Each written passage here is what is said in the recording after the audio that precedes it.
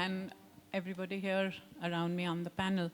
And thank you, Mary, for this opportunity as well. Like I wrote to you saying that it's always wonderful for me to go back to the Northeast physically or like we are doing today, talking about it. Actually, I'm going to begin with a line that you wrote. What can I tell you of my land and its stories? Beginning from that really evocative sentence, because it also, in a manner, shows you the kinds of gaps that exist in information as well as knowledge, and the silences that have remained unbroken until, I think, publishers, like we were talking earlier, I know that Zuban, where I used to work at that point, we started publishing a lot of writing from the region called the Northeast, from the many states there. And as I was talking to Premanka, the same thing, that Penguin has now got such a wonderful list also from there.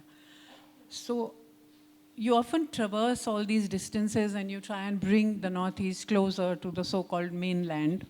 And there are multiple perspectives, there are multiple experiences, and it's lived legends and traditions. It's always been a challenge to do it, but it's always also been extremely exciting. And today, that's what we're going to talk about, traditions of oral storytelling, traditions of the mythology, the worldview of from over here, because we have Nagaland and we have Meghalaya. So these are the two states we're going to talk about. But of course, there are fascinating stories from each of those states. I think to begin with, let me first ask each of you to just tell us a little bit about the work that you do, so that, because the audience may not have seen the books or read any of this, so they also get a sense of what we are talking about. So Avinuo, if I can begin with you, because both your book, this one as well as the earlier writing, and Zorba's book, which is Mapping Rivers in Meghalaya, have as its central theme the environment and nature in all its glory, and a lot of the mythology which is centered around all of this. So if you can talk about the new book that you've just done and whether you think it's a departure from your earlier writing. Hello, everyone. So my new book, it's, well, you could say it's a departure, not completely in the sense that it's still a very, I write stories with a strong Naga base, and the characters are always usually Nagas or people living in Nagaland, and sometimes contemporary, sometimes set in history. And in that sense, I think I'm still revisiting some old themes, but it's also different in the sense that so far, I mean, my previous books have been collections of short stories, and this one is a novel. It's my first novel, so that was different. And here, it's a folk fantasy novel. It blends fantasy fiction with Naga spirit stories. And I guess venturing into folklore, I've sort of touched that previously as well, but this one is different in the sense that it's primarily rooted in ancestral spiritualism, and I think that's a lot to do with personally my quest to navigate and assert identity as well, because Nagas being from being an oral indigenous societies like many other societies are folklore. It's a very crucial, essential aspect of identity, and probably it's my favorite manifestation of intangible heritage, I think. And our oral narratives, particularly folklore and myths and legends, these are more than just stories. I mean, I grew up listening to these stories, and for me, I mean, these are more than just stories. It tells us about who we are, where we come from, what is expected of us, and yes, about our the ecosystem, our environment. So yeah, so I think folklore, and I'm sorry, I think I lost your question, but yeah. So basically, to tell us about the book a little bit. That's what the book is about, and folklore being a main element and one of the key inspiration that I borrowed from. So that's where the Gobble Path leads is about. Yeah, because it also, I think, ties in with some of the other work that you're doing, where you are also mapping a lot of the oral histories of your people. And you're doing it with your own tribe, the Angamis, and you said you were also doing it with the Chakesang tribe. So obviously in that, you're listening to a lot of this, the oral history, but also a lot about the worldview of the Nagas, the mythology. So tell me how that ties in with the creative writing that you're doing. Okay, so well, documenting oral narratives, it started with me and a friend. Together we've actually set up this really small, it's a registered NGO called the Naga Heritage Center. And we wanted to document our oral narratives. And we felt a sense of urgency because essentially we are the last, like our generation, we are the last generation to be linked with the dying generation of oral storytellers. And with, recently with globalization and everything, lifestyles changing, that old way of life, ancestral practices, or the art of storytelling, the Western system of education replacing indigenous methods. With all that, a lot of our oral narratives, they are already forgotten. There is a saying in Chakesang, which translated into English essentially means that the elderly people are our shade. So traditionally for Nagas, being an oral society, knowledge was passed down from generation to generation through the art of storytelling. And this oral narratives, it includes stories about our past, history, folklore, legends, ancestral wisdom, traditional knowledge. And all these were imparted through traditional institutions known as Morungs, Kiseki. We have over 16 tribes, major tribes, with our own distinct languages. So so we have these traditional institutions which were served as knowledge imparting system. But with the Western system of education replacing traditional methods, all these are discarded. And so with time, and of course with changing lifestyles and everything, we felt the need to document them. And so by way of launching our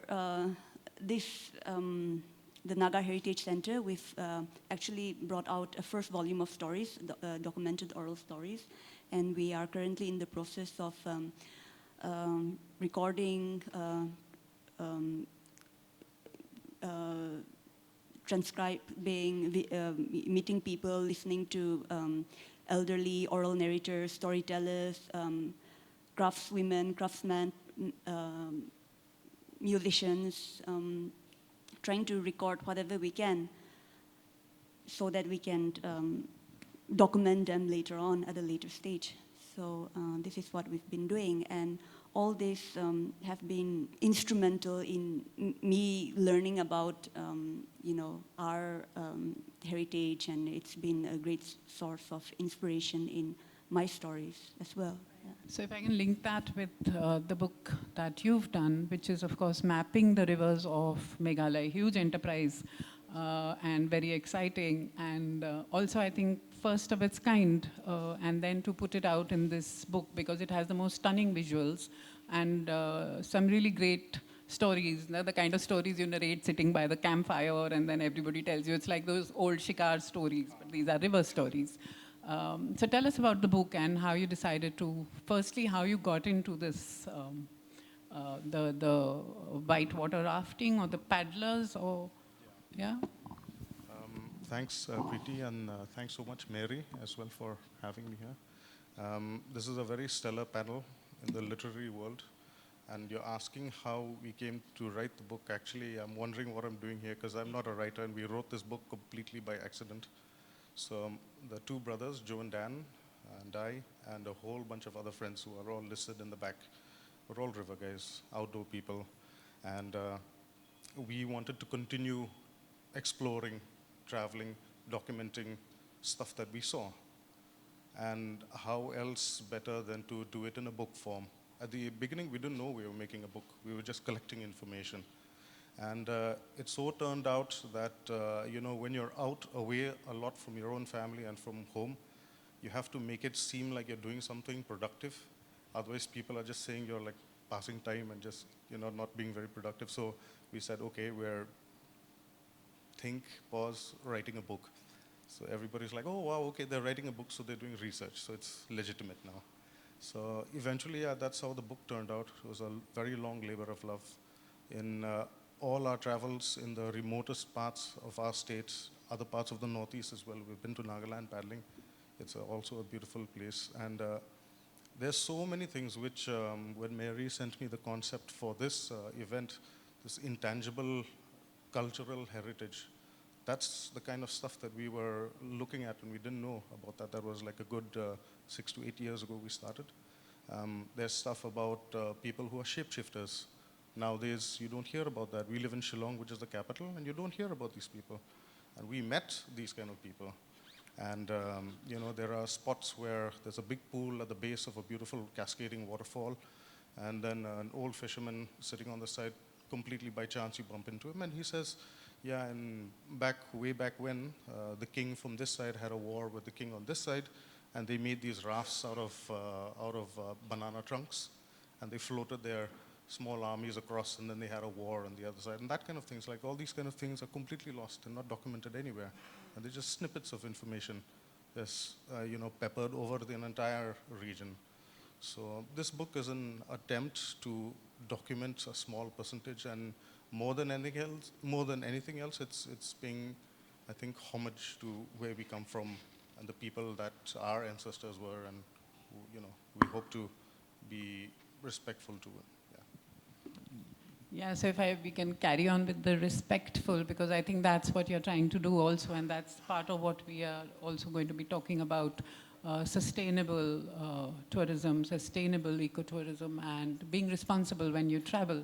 And I think you learned that as you went along, because that was not what you were looking at initially. And somewhere I think I read that from being commercial, you became less so, because you started to work with local communities and do local development programs with communities who lived by the rivers, So tell us a little bit about that, and about the shift also in your own perception, and why you think preserving and conservation is so important.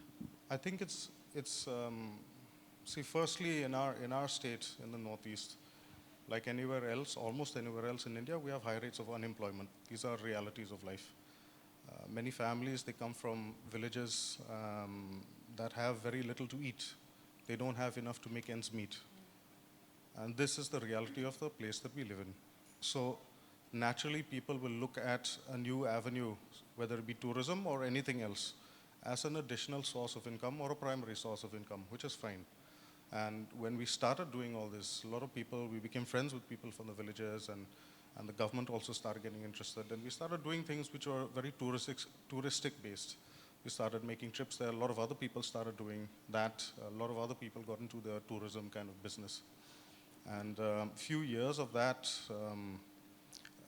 we personally, on my own thing, is like, we saw that this tourism stuff, if completely unfiltered, it's extremely destructive, because there isn't a filter.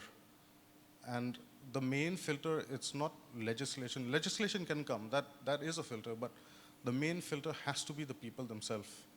Once they understand, they know more about their own space, like villages which are very, very strong politically, they're very, very strong in a community-wise. There's a strong sense of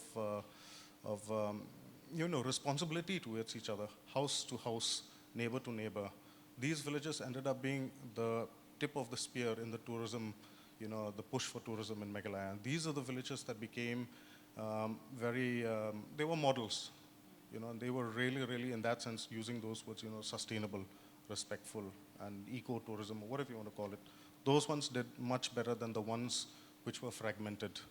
So we saw through our experiences that it's most important that the people themselves get into the sport, that they enjoy the sport, they enjoy their own land, they enjoy their culture, their language, their stories, or whatever it is. Then are they able to kind of put it forward, and also very importantly protect it, Yeah, because for me, reading Avinuo's novel, as well as looking through your books, which are actually about the rivers of Meghalaya, but there are many points that seem to coincide. I mean, of course, the greed of man and, always being exploitative and wanting to take much more than what the earth can yield up, and therefore destroying, and therefore, sort of like, so basically man's greed at the cost of various other things. So there were so many things on which both, although it's non-fiction, although it's rivers, although it's just mapping rivers, and she's writing a novel, but there are many points on which these things seem to come together. But let's go to you now, Premanka. And as a publisher, tell me, what do you think of the writing that comes from this region called the Northeast, and why you think it's important? Why you think we need to really have maybe special lists or whatever, but we need to grow a readership for this? So thank you, Preeti. Mary, thank you so much for inviting me here. To answer your question is that, wish I could give you an answer, a straightforward answer. It's very important to, bring to light writings from every part of the country, or for that matter, from every corner of this world. The reason is that, every narrative will tell a story. And I have a kind of a selfish interest in the writings from Northeast because I was born and brought up there. Now, when I think in retrospect, and I'll give you an answer, try to give you an answer, is that when I go to my hometown, if you just travel towards northeast or west or south for just 1 hour, you reach either Meghalaya or Tripura or Mizoram, So it's so close by. So what I'm trying to say is that in northeast of India, again, it's a composite term. I'm not very comfortable with the idea northeast because there are so many northeasts inside one northeast. Is that people speak in so many languages. Border crossing happens in every 10, 15 kilometers or an hour. So seeing it from that perspective, we can broadly classify the literature from that region into two segments. One is that people who are writing in their mother tongue or in their dialect, or people who are writing in English. I was actually very pleasantly surprised to know that in Arunachal Pradesh, people were also writing in Hindi. This was in NEFA days, right? And it's a lovely book by, an anthology of published by Zuban. Mamangdai has got it, and I got a copy of this book. I think everyone should get hold of this book, this Inheritance of Words. So not published by Penguin, but Zuban. But lovely, what a great contribution. So from that perspective, I think that, it's very important that the stories which capture the, complex history of Northeast, because I just was discussing this with Avinuo, that I found that how Nagaland has close cultural connection with Bangladesh through, Assam. Jayantiyas and Khasis have, cultural exchanges with the Sylheti community because there is a border crossing with Bangladesh. And in the process, what we have created, and I'm so proud of that fact about Northeast, is that we have created unique narratives. And that's why you would see, some resemblance in the writings from Nagaland, or for that matter, a non-fiction from Meghalaya, or, a work from Assam for that matter, or Arunachal Pradesh. So this is largely what it is. But the kind of books that we are looking at this point, Avinuo's book is amazingly brilliant, I actually, tagged many pages because it seems that, it's magical at the same time real. So fiction, non-fiction, poetry, oral narrative, folk, people talk about magic realism and, Latin American literature. And I love Latin American literature. But truth be told, we haven't explored the literature or the fiction from Northeast to that extent. You'd see that what is magical in other parts of the world actually is real in the Northeast. So because of the landscape, because of the flora and fauna, because of the unique, idea of time in Northeast. It's already dark in the Northeast of India. By 4:30 it's dark, and we start working from 4:30 in the morning, right? So I think since the land is unique, its writings are unique, and one can only experience if one reads them more. And as a publisher, I think not only merely from the tokenism of inclusion and diversity, we should consider this as a mission to, spread this literature. Now, certain, business propositions, and these are facts, and I think a lot of people from Northeast are here, is that there are about 5 crore people who live in these 8 states. Northeast is exposed to English language and English literature. And if we look at converting this, 5 crore, population into readership of say 5 lakhs or 10 lakhs, I think, it's not very difficult to create best-selling titles from the Northeast of India. What we need is that we need some support. We need, a kind of political support at the same time, and a sense of awareness. If all these things come together, as a publisher, I am committed. And I think Avinuo's book is getting great reviews. People are loving it. And we are excited. So what do you think of ways of bringing this literature closer to the so-called, mainstream or mainland or whatever you want to call it? So, so that more and more writers, and their work appears in mainstream presses, but also that, like I said, you have to grow that readership, because this is something that we used to often think about when we were publishing, say, of course, literature from the states of the Northeast, but also things from, say, Dalit literature, or looking at, other marginalized groups which had not been explored earlier. And that was when I was working with Kali for Women or with Zuban or whatever. So it was always, you're calling it a mission, but it was part of your politics, that this was something that you believed in and that you wanted to do. And this is important because these are important things that are being said. So for example, even in Avinuo's book, it's just folk wisdom, but it's so correct. It's something that's been handed down generations, and yet you need to bring it up again, because you need to educate newer generations who may be, like you said, even with your other project, where you're trying to document and you're trying to put it down because it will soon be lost otherwise. So even from whether it's a responsibility that you have or a responsibility that the writer has, I think both work in tandems in a way. What do you think, Avinuo? In the book that you've just done as well, or even in your earlier books, Glory Days, for example, where you divided it up into 2 parts. And the first was the bits about the Naga, all the trouble years. And the second part of it is much more spiritual or the life of the spirit. So talk about that a little. Well, as far as the so-called fantastical elements or supernatural elements are concerned, I describe it as a folk fantasy novel because I think I needed to sort of define it. It was easier to explain it that way. But if you think about it, ancestral Naga spiritualism, a deep sense, a deep awareness of spirit activity has always existed in ancestral Naga spiritualism, and the idea of the spirit world and the physical human world, the visible world and non-visible world, these 2 worlds, they often collide, they merge, they coexist.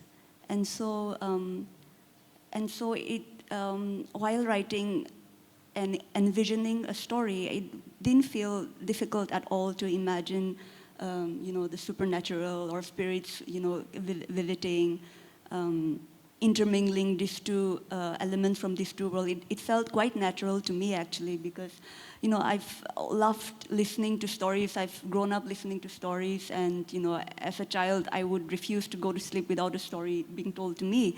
And sometimes these stories were narrated from storybooks, and often by often oral stories which had been passed down from generation to generation, stories which have not been documented but are told through memory. And I especially loved these stories because regardless, of how fantastical and unrealistic it may seem, they were always told as truth, that it really did happen a long time ago. And I love that aspect of it.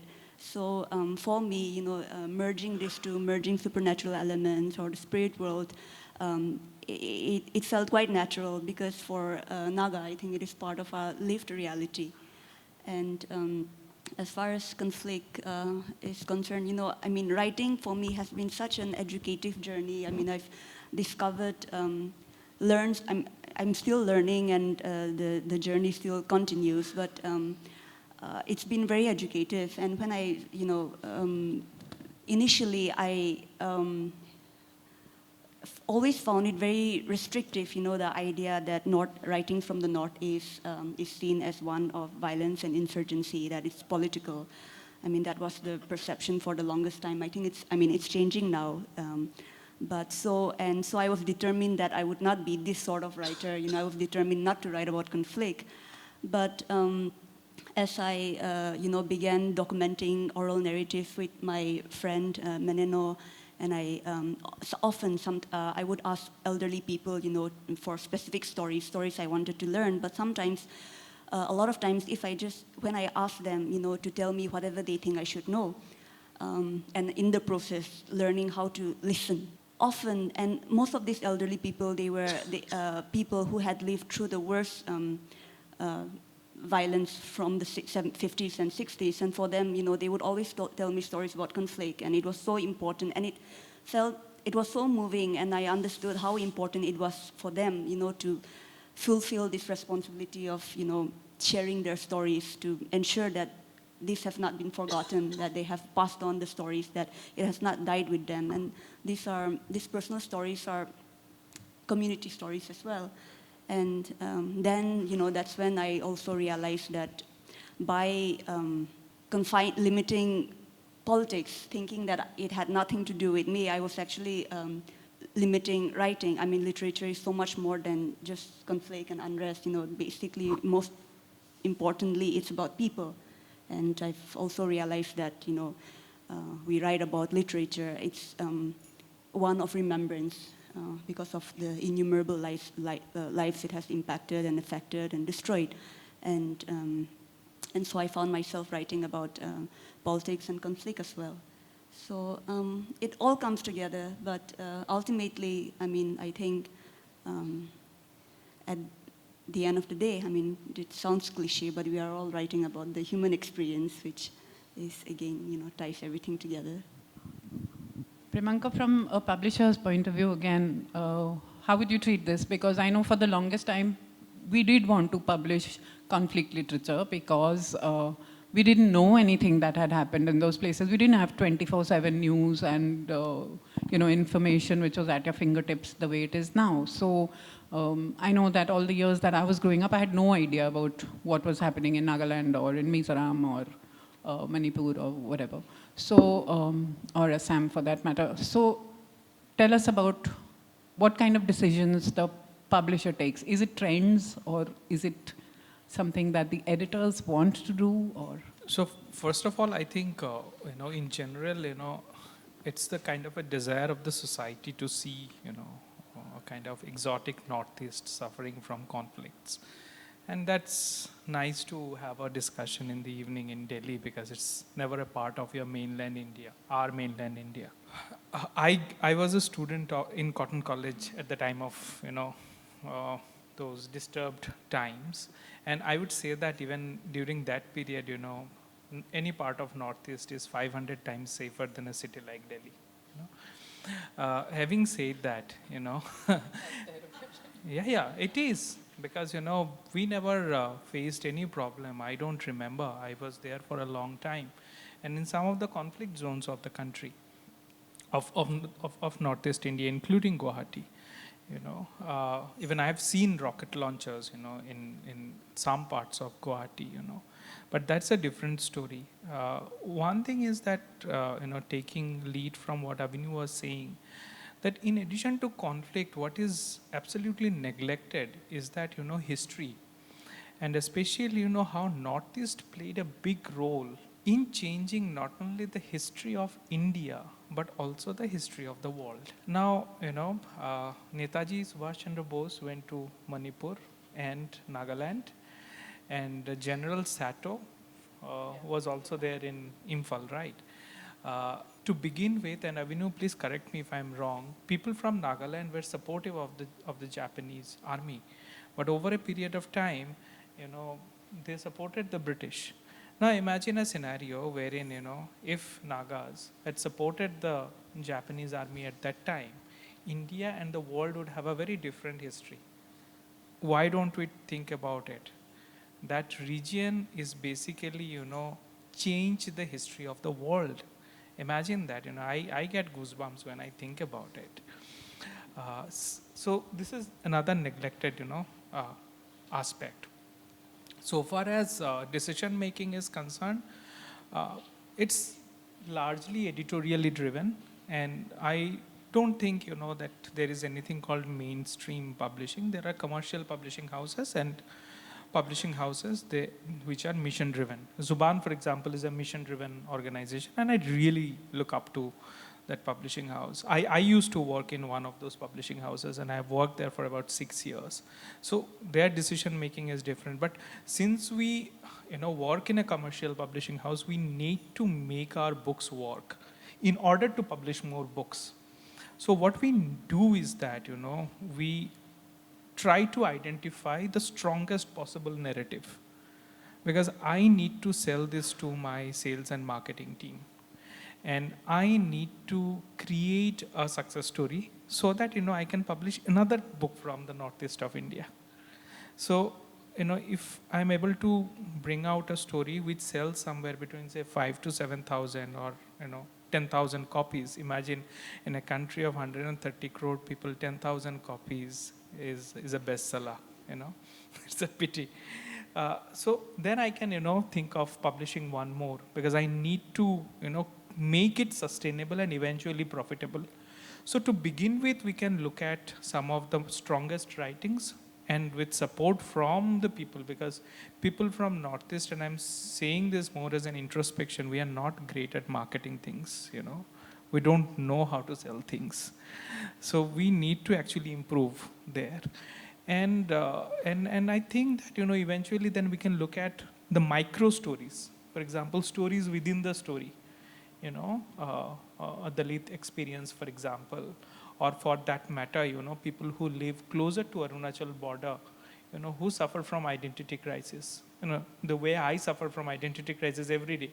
And that's why we are always, have this question, what is my identity? Whether I'm an Assamese or a Bengali, I, share connections with some parts of Meghalaya. I grew up in parts of, say, Manipur. So what is my identity? I don't know, but, I share a lot of, cultural affinity with, and linguistic and literary connections with people from various regions.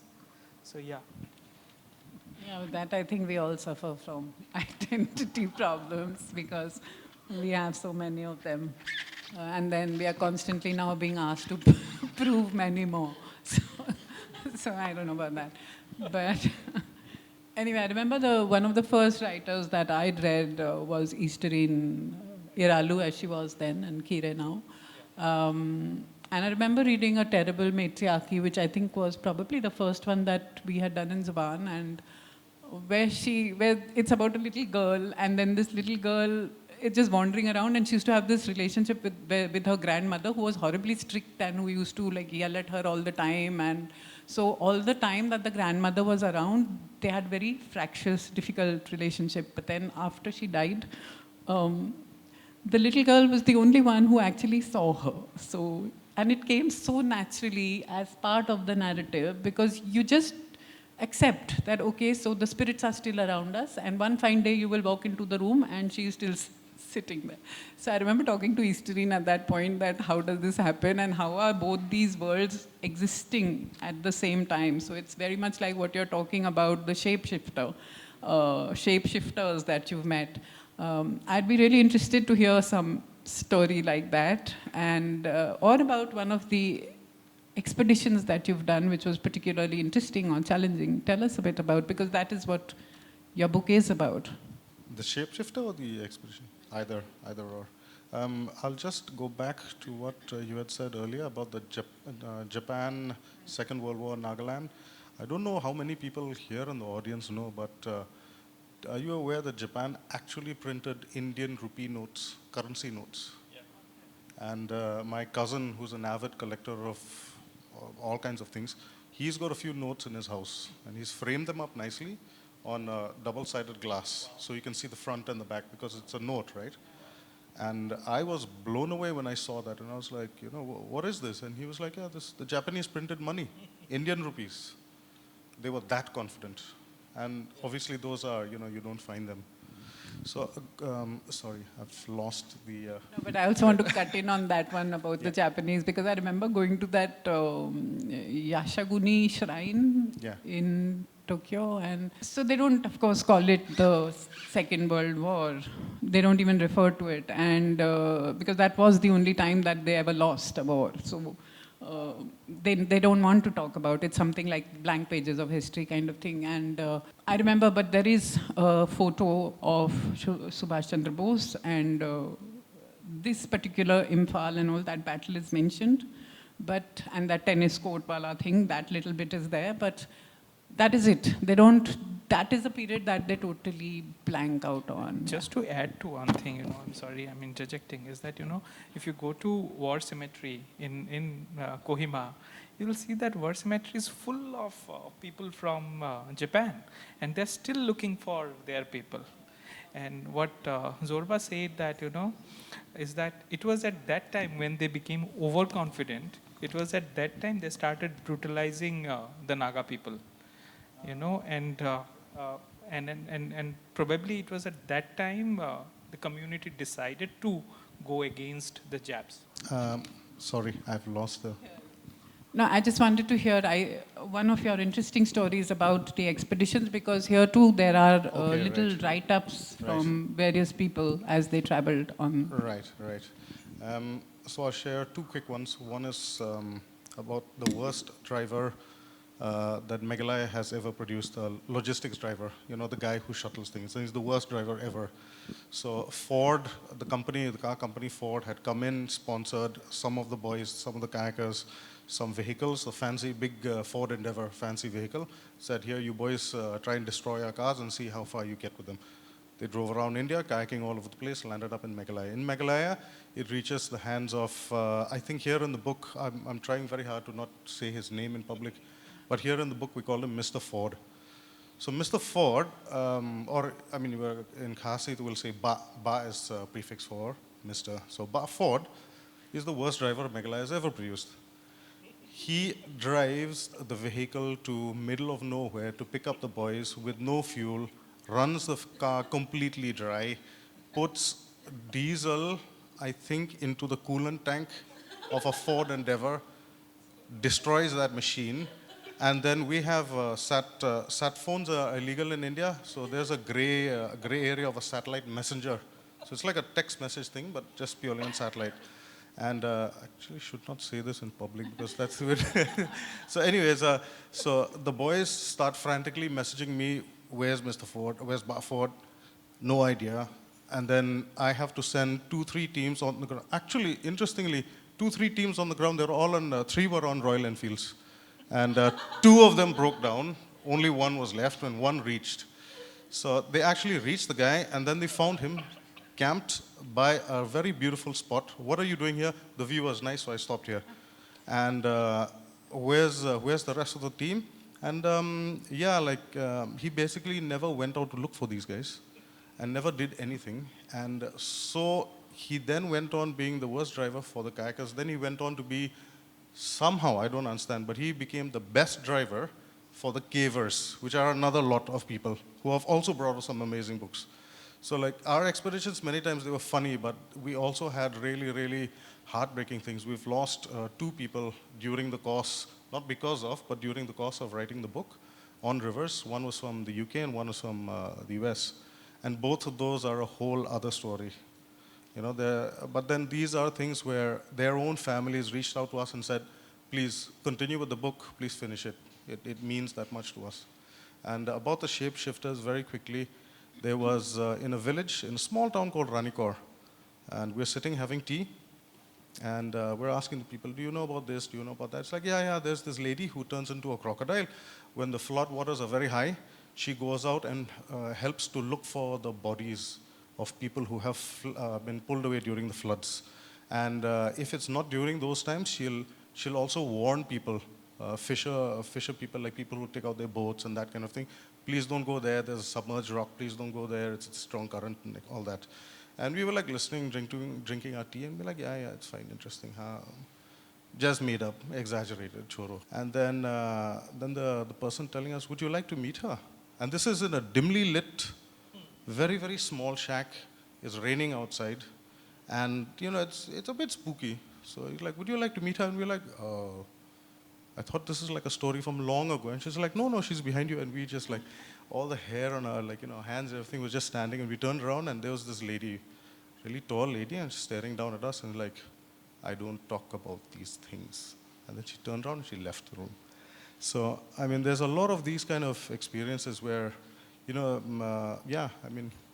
I need to go back there and meet them again. So I also like that, that there was this bit where you've written the three different, people who come for the expeditions and the kind of things that are on offer for them. So right from breakfast onwards and how much that costs. I think that was quite interesting to see, because right from, just about anything to the ones who are going to pay some more than 8 to 10 lakhs and all. So we basically try to make a realistic budget for people to kind of, when they're visiting a state, and in our case, Meghalaya, because how do people budget? How much money is needed?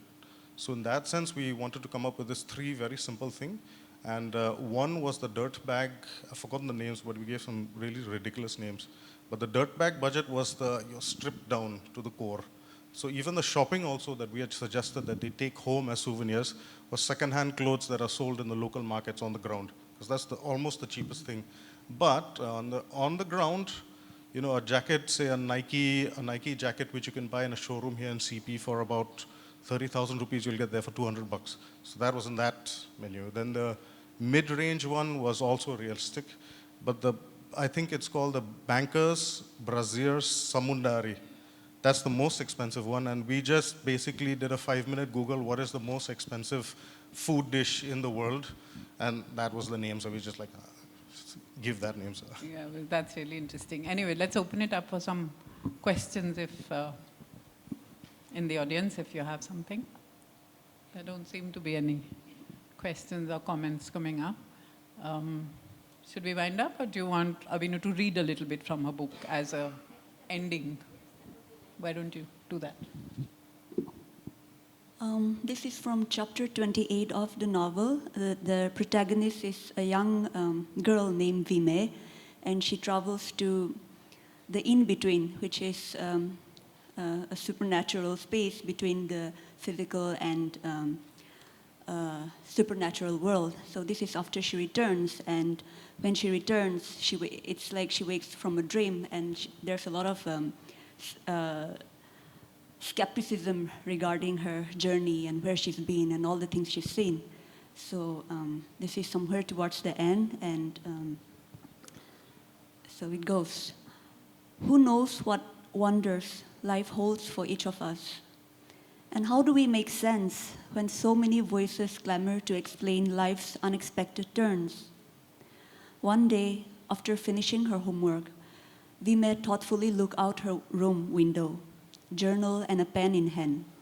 It was turning dusk, a time of day when the light grew softer and the world turned slower in small towns. Outside, she could see weary farmers returning home from the fields, their bags laden with the familiar chorus, while the little pawn and sweet shops strewn around the length of road, too, were beginning to close. As Vime flipped her journal, a gentle gust of wind suddenly blew open the page where the lavender wildflower from the in-between lay tucked. The little flower had now begun to dry and wither like any normal plant. Vime carefully picked it up, twirling the deceptively delicate stem between her thumb and index finger. She recalled her astonishment in the initial days after her return, when she discovered that the flower was still perfectly intact, fresh and lovely, as if it had just awoken. Her first impulse had been to rush down with it, to display it as a token of proof to her skeptics. But just then, something made her hesitate and change her mind consequently. It didn't matter, Vime decided, as she kept the flower between the pages. In the years to come, Vime's adventure would not always hold under humankind's amusing propensity to insist on making sense of things which are beyond frail human understanding, and in failing to do so, deny themselves a glimpse into the marvelous unknown. But at that moment, as Vime held the curious little flower in the palm of her hand, she realized two things. One, that unfortunate is the person whose imagination does not take flight when it meets with the unknown. And that as long as she, Vime, believed in her truth, well, that was all there was to it, really, she decided. Thank you.